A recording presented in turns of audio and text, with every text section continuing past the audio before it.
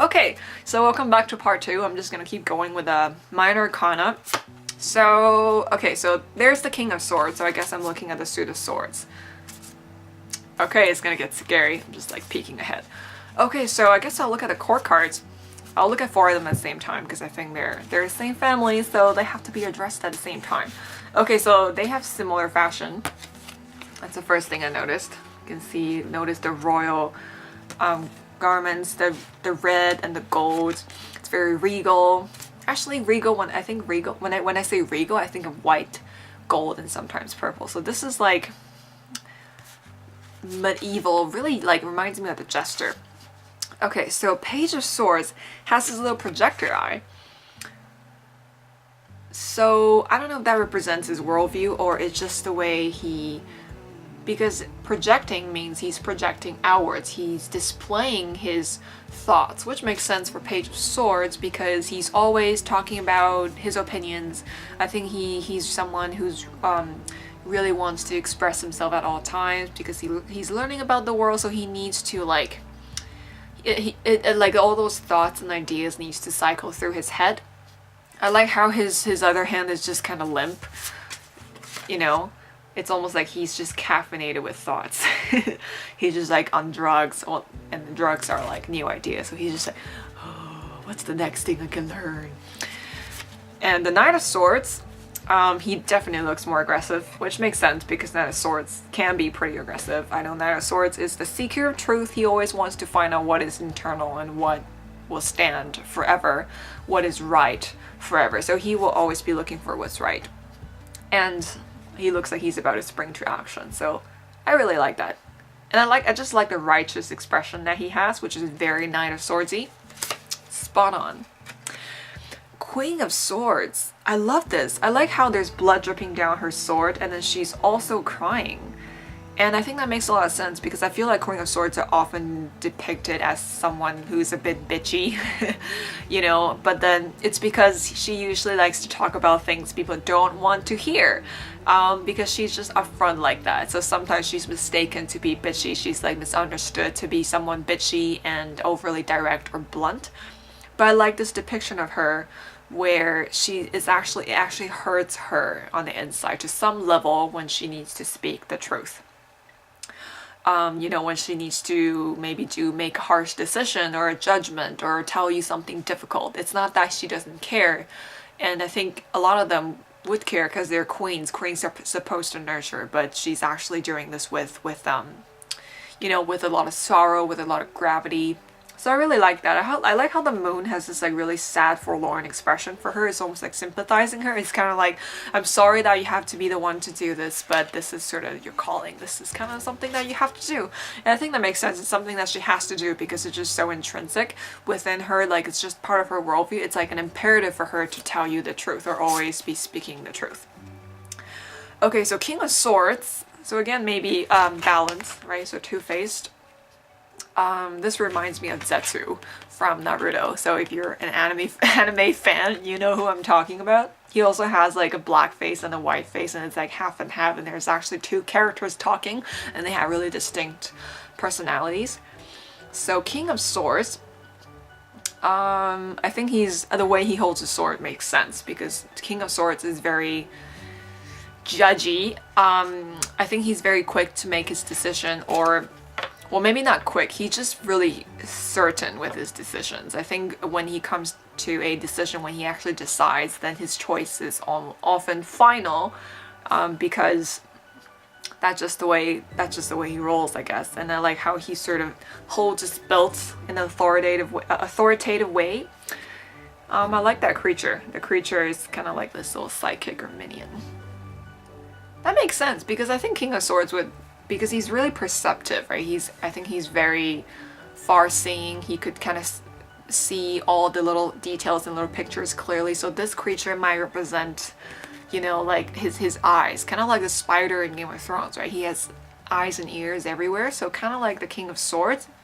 So maybe that represents surveillance. It's almost like I have this little creature that you can't tell is from me, but I know things. I know what you're up to. I know what you're planning. I know exactly what you're thinking because of his ability to analyze. Okay, so, oh, I guess we're starting from the 10. I want to start with the ace though. So I'm just gonna do this. Okay, so Ace of Swords. Oh, cool. I love her dress. I'm just counting how many boobs that she has because it seems to be a thing where female figures are depicted with multiple boobs, which is cool, you know. So that's Ace of Swords. So I like it's not just the sword or it's not just the symbol of the suit, so there's actually a character attached to it. And I like how there's like thorns wrapped around the sword. I think that just speaks to how delicate it is, not in a way that's weak or fragile, but the sword is very cutting, right? It has a lot of power, it has a lot of power to separate, to clarify, to dictate, to express, to, you know, but then the fact that the vines are sort of wrapped around it and they're not cut, they're just sort of carefully wrapped around, there's like life sort of coursing through this idea. I think that speaks to me about how it's not just like brute force, if you know what I mean. It's like really carefully constructed, it's very carefully held, it's presented to you in a very careful way, so it's not, definitely not something just, you know, it's not impulsive, it's not like a raw, rough, unrefined idea. It's very refined, so maybe refinement is what I'm trying to say. Where's the piled up deck that I already looked at? And this is the Two of Swords. This is interesting. So this is some kind of conjoined twins. So they share the two different torsos, and they share just like one lower body, and they're at war with each other, or they're just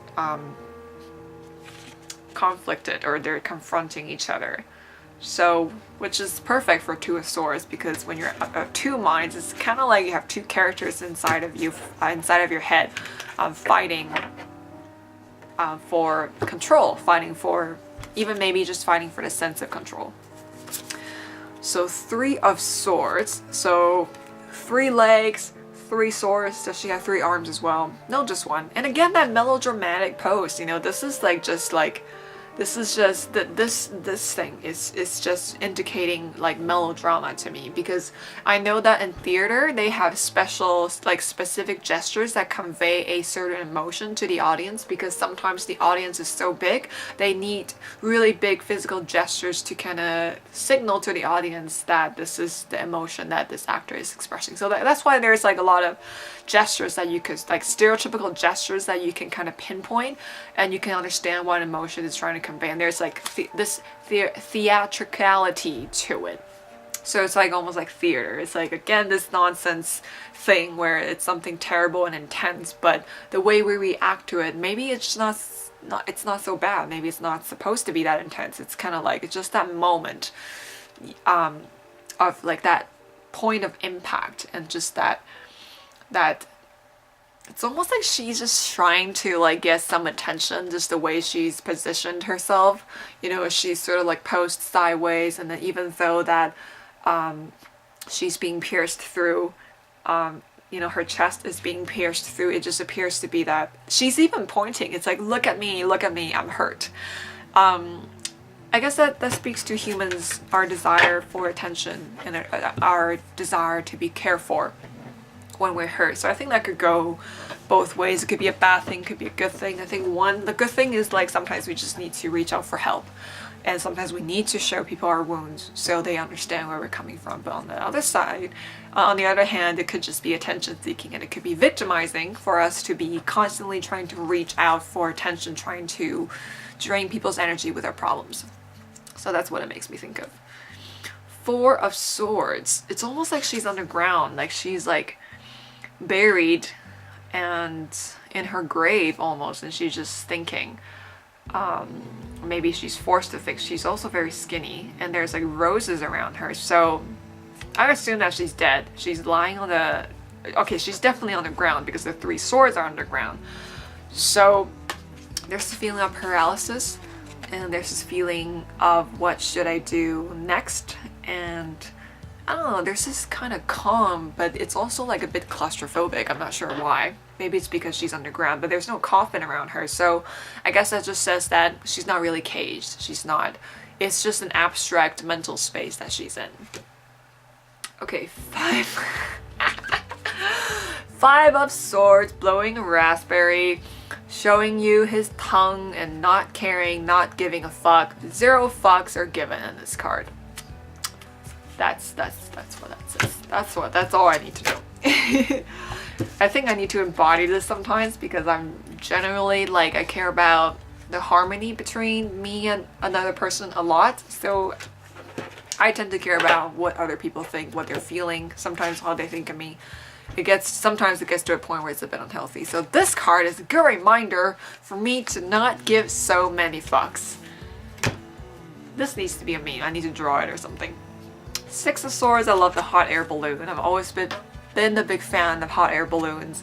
It's just very steampunky. So I guess there's maybe some steampunk element. Like, this is really reminding me of Alice Mann's Returns. If you like this deck, if you like the aesthetics of this deck and the art of this deck and the symbolism of this deck, and you're also into gaming, I really recommend Alice Mann's Returns because it's the exact same idea where it's like a nightmarish wonderland where nothing makes sense, but you have to kind of overcome these scary and disturbing looking monsters to get to save Wonderland or to get to where you want to be.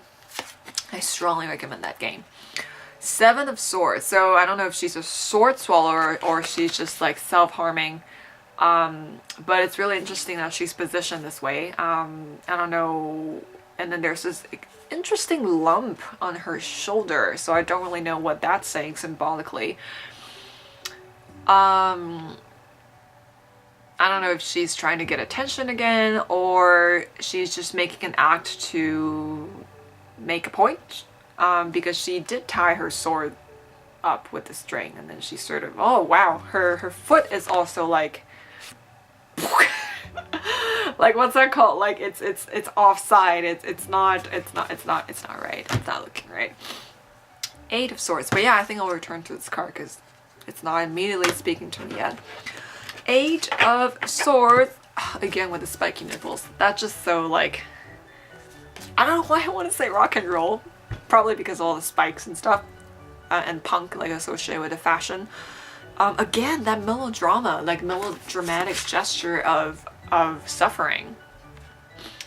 And maybe that just means that we're always, a lot of times when we're in our heads, things get blown out of proportion and we react in such a way that's almost like over dramatic, and maybe we don't have to react that way. Maybe we don't need to invest so much energy in our emotions. I mean, I believe that we should hold space for our emotions because we need to experience those emotions, because emotions aren't inherently bad or good.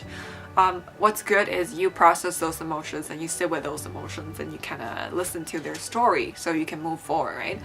But I think this speaks to the thoughts that drive us to spend a lot of time and energy in feeling that emotion and maybe needing others to see that we're struggling, or needing others to kind of receive this emotion or for this emotion to be seen. So there's that, yeah, you see the moon. The moon is just looking like kind of like she's at it again. Like it's almost this kind of semi-critical and then cautionary sort of expression. 9 of Swords, lots of biting. So that just speaks to me about nervousness and not knowing how to deal with the pent-up energies inside of you. There's also like a little creature on this figure's back. Looks like an imp, like a little demon, but it's also winged, so it's kind of like maybe a bit of both. It's like you're a little angel and you're a little demon all in one. It's kind of like, on the bright side, you have to confront all these difficult thoughts and stress and nightmarish things in your reality, but at the same time it's also very harmful because obviously it's very challenging, right? So maybe he's just like, I honestly don't know what to do. At least like I know I have to face those fears, I know I have to face those negativity, but at the same time I don't want to. So I know 9 of Swords, usually people have a negative outlook on the 8 of Swords. 9 of Swords, 10 of Swords is usually very scary. But recently I've kind of had a renewed perspective on them. I think each card presents an opportunity for us to be stronger, tap into our own strength. And I think the strength represented by this card is mental fortitude. It's knowing that it's hard, knowing that you're afraid, but you still keep calm and carry on. Even if you're not calm, you just keep pushing until you go, until you're at the end of the tunnel, until you're like on the other side. And in this case, I guess the end of the tunnel is this.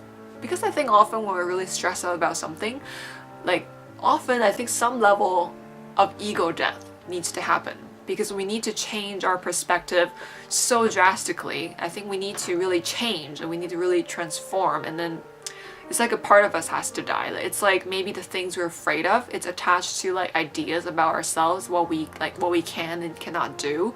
So we just have to let those things go, and maybe that's extremely scary, and a part of it has to die. So it's gonna end up feeling like this, where you're pierced through from all directions, that everything is trying to hurt you, everything sucks, everything is sharp, and everything's gonna make you bleed. But at the same time,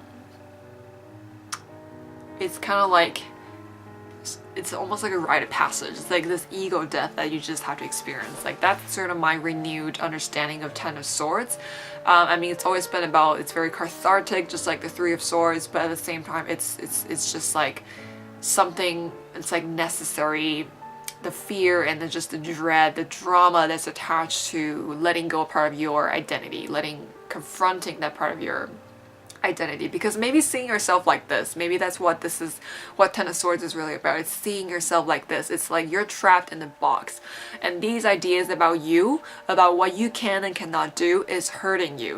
This is the mental, like the symbolic image of what you're doing to yourself. This is all the limitations that you have allowed to be pierced into you, that you have allowed to you have allowed yourself to be hurt. Because I mean, of course, shit happens in life. We all know that, but I believe that we have the choice to choose. We have the choice to choose how we navigate through these challenges. So maybe just this is about seeing yourself like this and needing to change. It's almost like having an out-of-body experience.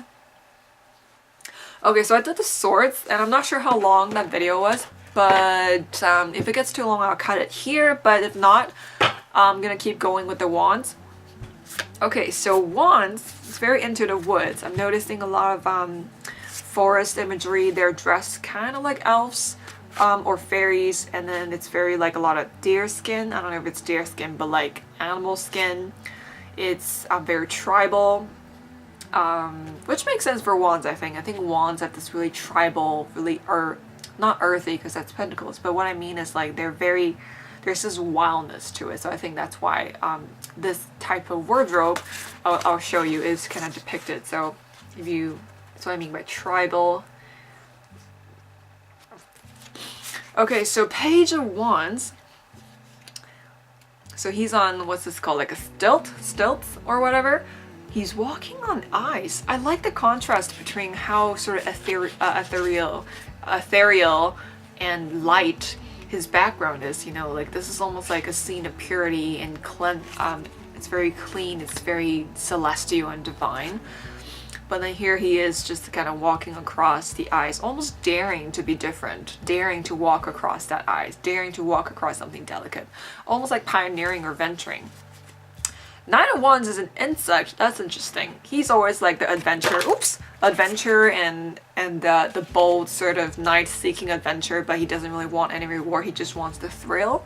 It's interesting to see him as an insect. It's almost like saying he's very annoying. Which for sure, I think Nine of Wands have the potential to be extremely annoying, because he's just always on the move. He doesn't really care what you think of him. So it's really interesting to see him as an insect. He's not connecting to me right away because it's just so different. Why insect? Because insects are usually associated with death in nature, and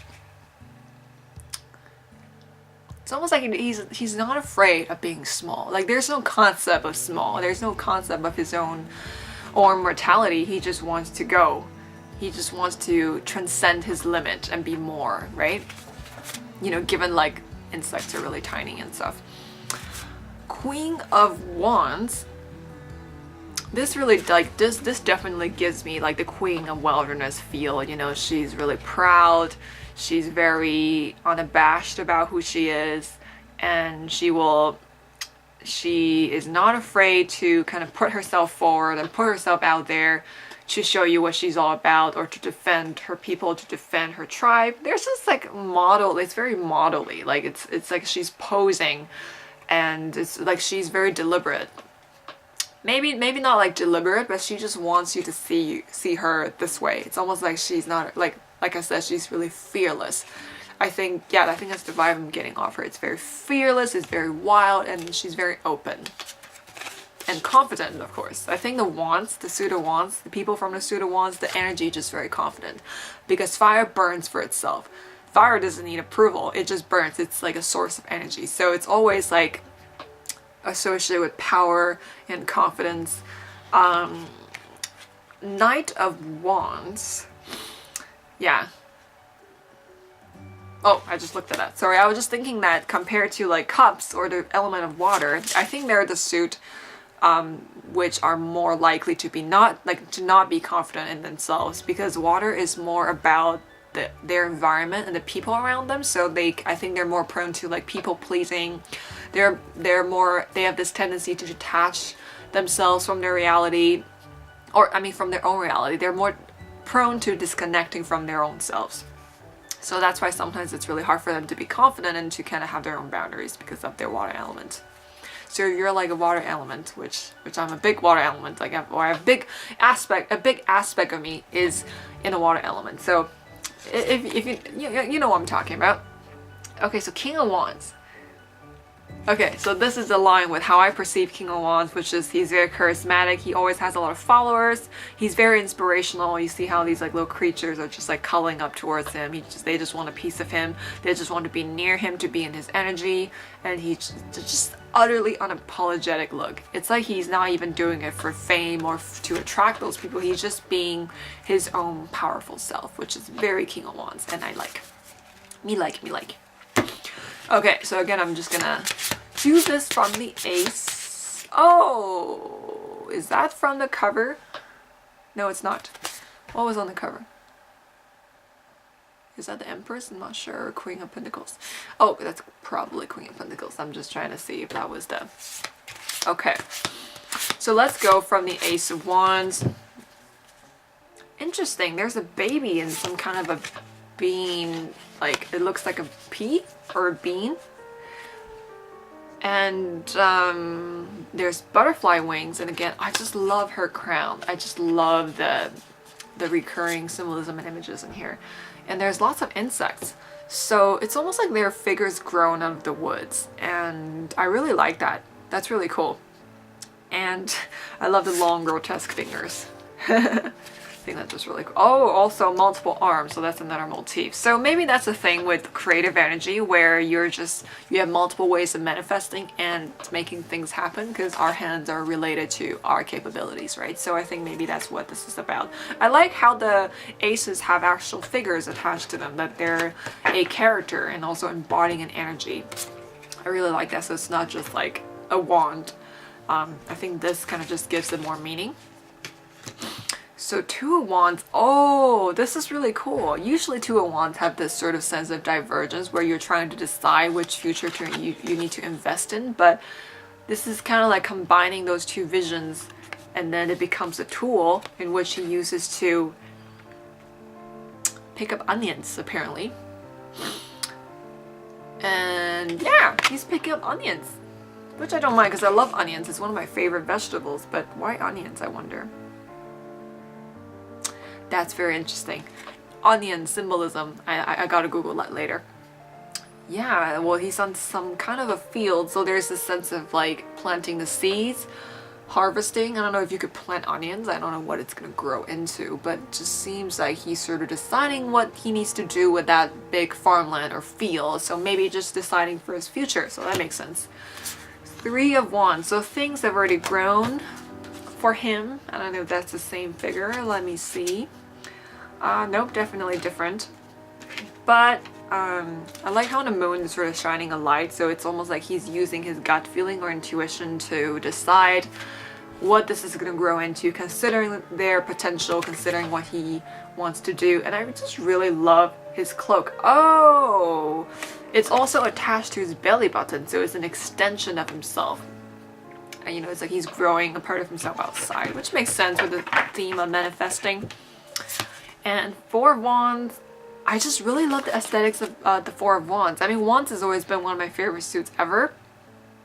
This is really great. I love the cobwebs, or just kind of the silver, like it's very elven. Like, you know, if you think of like Lord of the Rings, if you think of all the elvish landscape or the elvish town, or it's not a town, it's like a village, or where they live, it's usually very like moonlit, it's very starlit. There's this feeling of like mystical night, and it's very pretty. I like there's like aspects of that, but it's also coupled with the sort of the dark tones and the whimsical tones of the and yeah, this is really cool. This is I think the most fairy tale looking suit, because I know in a lot of fairy tales you often have to traverse into the woods, and you have to kind of find stuff there. You know, you have to you either encounter a witch or something to help you, to give you an item or to give you a task or a quest in exchange for some kind of power or whatever. So maybe it speaks to that. Yeah. Five of Wands, I like how they're fighting. I like this guy. He's like, I'm stirring this up on purpose. I'm making this happen. So I guess depending on the reading, if you focus on this guy, it could be talking about like necessary creative chaos to produce change, to produce a chain reaction, to kind of stir things up a little bit, because sometimes chaos is good. It kind of allows you to see things from a different perspective, right? And or if you look at this guy, he's looking very protective, and this guy, he's just like enraged. I don't know if that's a feminine figure or a female figure, and this guy is just literally like humiliated and also angry, also what's the word I'm looking for here? Unwilling to lose, that sense of like what's the adjective I'm looking for here?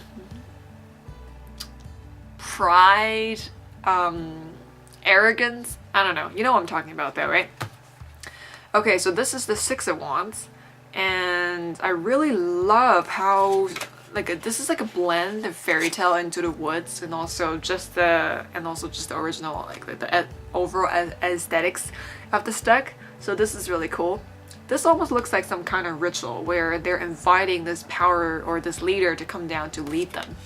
It's like almost like some kind of summoning. Seven of Wands.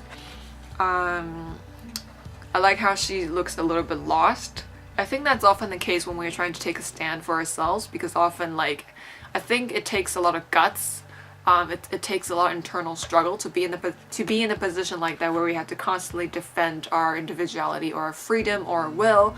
So Seven of Wands has always been about that. She also looks like she's like on some kind of rebellious trip where she has to run away from the main tribe, and she has to go do something on her own, you know, sneak off to do her own adventures, which is like a theme of Seven, because Seven is about curiosity and branching out from the group, you know, like represented by the Six and the harmony of the Six. So Eight of Wands, I like how the crow is delivering like a little note, like a little scroll. And whoa, okay, so she's about to, it looks like she's about to chop up all those wands with just one clean sweep. So I think that speaks to just the swiftness of things. It just speaks to the determination and also guts and the decisiveness. When she puts her mind to something, and then she is just going to achieve it and manifest it. So there's no lag time between what she wants to do. So there's all, I guess that's which is what Eight of Wands is all about. Knight of Wands. I like how he's like looking very remorseful and contemplative. He's just sitting by the staircase thinking of what to do next. And the wands look like they've been snapped in half. So that taps into the theme of injury, wounded ego perhaps, rerouting, because I know he's probably just sad that she chopped up all his sticks. So he's like, what am I to do now? All this hard work, all the challenges I'm facing. What do I do? I'm so close to being done, but here is the sabotage. So maybe there's a sense of sabotage going on here. I don't know. So I think it's about like maybe just utilizing the strength that you still have and salvaging what you still have and still keep going to achieve your goals. So there's that. And now 10 of Wands. He kind of looks like a little burglar. He's just taking all of them and just leaving. And then it's like he's having a hard time trying to balance all those sticks or wands. And he's probably going to have some severe back pain after. Unless he's super muscular, he looks pretty buff, so maybe he won't have that problem. So maybe it's saying that if you're trying to be 10 of Wands, if you're trying to carry so much burden and responsibility, you either take 2 trips to get your groceries back to your house, or you just get freaking buff like him. Grow some muscles, get some abs, do some kickboxing, go to Zumba. I don't know. Okay, so if I didn't cut off the video earlier, I'm definitely gonna cut it off now, because otherwise I think it's gonna get too long. So I'm gonna do the cups and the pentacles next. Maybe I'll take a break because I'm a little bit hungry. And you know, like, don't ever film a video, especially a creative video or just any kind of video or do any kind of creative work on an empty stomach. I've tried that. It just doesn't work. Like, creating something is very important for me. Like, I know for some people it's just about writing a blog post, or it's just about talking about something on a video. But for me, it's very different when I'm using words, either verbalizing in front of a camera or I'm just typing away on the screen. It's a very deep creative process for me. Like, I can never just try to put down some random information. Oh, it has to be very insightful. It has to be perfect. It has to be the best of me. So you know, when I'm creating, it has to be, even if it's just a random video, like I mean, with the vlog, I just posted that one. I didn't really care about the creative flow just because I was rambling. But I think this one, when I'm actively expressing symbolism, I think there's just something just like gets activated, and it just drains a lot of my energy. I think it's because I guess thinking about it now, I would call it like a sacred creative space where I'm in this space. It's almost like ritualistic. It's like magic for me, you know. That's my own form of magic. It doesn't really look like magic. It might just look like I'm sitting in front of a computer typing away, but yeah, it's actually used up a lot of energy during this kind of thing. Like, it really takes a big part of me it takes a lot of energy to dive deep. You know, I think every time when you try to read something symbolic, it just activates your intuition. So maybe that's why I get drained in like doing videos like this or writing like an in-depth blog post about tarot and how to use tarot and stuff like that. And you know, when I do tarot readings for clients, it's the same. Like, I have to manage my energy very carefully. Anyway, so on a totally random note, I'm just looking for another word for client because it just sounds so, I want to say seeker. Like, I want to address them as seekers. Like, it's fine if I just talk about them on my own terms, but sometimes when I talk to them actually and I want to use the word seeker, it just feels a bit weird. I'm never sure that if they will understand what I'm saying. But maybe if they worked with me for a while, they would understand where I'm coming from, and they would kind of get my lingo. It's not that hard to figure out, I guess. And seeker just sounds so much cooler, you know. You're a seeker on this grand quest to level up. Like, doesn't that just sound so much more exciting? It makes you want to live your life more. It makes you want to do more things with your life, right? Okay, so I think I am gonna take a break. I don't want to exhaust myself because last time I did that constantly, I freaking got sick. So not gonna do that to my body. I'll let it take a break, and I'm gonna finish my tea. It's a little bit cold now, but whatever. But yeah, I guess there's no time like for you because I'll be posting this video and you'll just be checking them out. So yeah, keep watching. I'm gonna do part 3 in a second, or maybe part 4. I'm not sure how I'm gonna cut the videos before, but hopefully it didn't get too long. Yeah, so that's it for now. Thank you for tuning in. And next I'll be doing, oh shit, I lost a pile. Cups, suit of cups, and a suit of pentacles next. Ooh. Oh, the pentacles are really steampunky. I love it. Okay, I'm not gonna look at them, so it'll be fresh. It'll be fresh, It's not fresh off the boat. Fresh off the cards. There we go. I don't know if that makes some sense. Okay, that's it for now. I'll see you in a little bit.